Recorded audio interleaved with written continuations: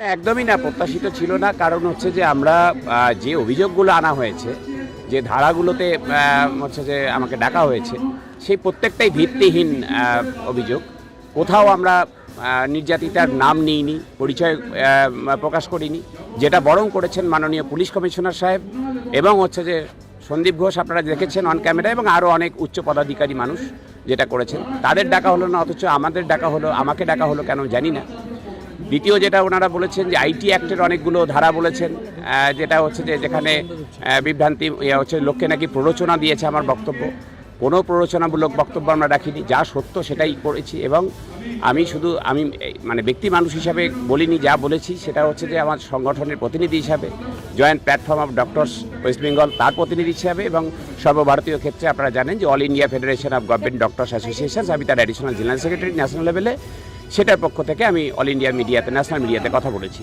এবং হচ্ছে যে তথ্য প্রমাণের কথা বলা হচ্ছে, যে পোস্টমর্টেম রিপোর্ট, অটোপসি রিপোর্ট, পরিবারের লোক, নির্যাতিতার বাবা নিজের হাতে আমাদের তুলে দিয়েছেন এই বলে যে হচ্ছে যে আপনারা এটা নিয়ে সরব হন বলে। আমরা সেটাই করেছি। সেটা কোথাও আমরা যে শেয়ার করেছি তা না। সেটা নিয়ে আমরা তার যে এক্সপ্লানেশন, আমরা হচ্ছে বিভিন্ন ফরেন্সিক এক্সপার্টের সাথে কথা বলেছি। সারা দেশের বিভিন্ন এক্সপার্ট, মুম্বাই, জব্বলপুর, ওদিকে ধরুন হচ্ছে যে চণ্ডীগড়ের বিভিন্ন, আমাদের কলকাতা সহ বিভিন্ন জায়গার ফরেন্সিক এক্সপার্টদের সাথে কথা বলে আমাদের যেটা ইন্টারপ্রিটেশন সেটাই আমরা বলেছি। আজও সেটাতেই স্টিক করে থাকছি। লালবাজারে জিজ্ঞাসাবাদ পর্ব হয়ে গেলেও সেইটাতেই স্টিক করে থাকবো, যে আমরা যেটা বলেছি যে এই যা হয়েছে, যেটা কলকাতা পুলিশ প্রমাণ করার চেষ্টা করছিল, যে হচ্ছে যে ওই একজন ধৃত সঞ্জয় রায়ের উপর দিয়ে পুরো ব্যাপারটাকে চালিয়ে দিয়ে ক্লোজ করে দেওয়ার চেষ্টা করছিল, সেইটা কিন্তু সম্ভাবনা হচ্ছে যে উনি ছাড়াও আরও অনেক একাধিক দুষ্কৃতী যুক্ত আছে পুরো বিষয়টাতে। এবং হচ্ছে যে এই যে ধর্ষণ, সেটা দলবদ্ধ ধর্ষণ হবার সম্ভাবনা জোরালো আছে নানান তথ্য প্রমাণ দিয়ে।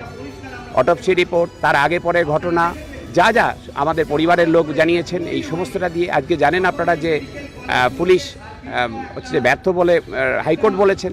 সিবিআই তদন্ত করতে নেমেছেন, এবং আমরা যে প্রশ্নগুলো তুলেছিলাম সিবিআই সেগুলোকে অ্যাড্রেস করছে এখনও অবধি যা পাচ্ছি।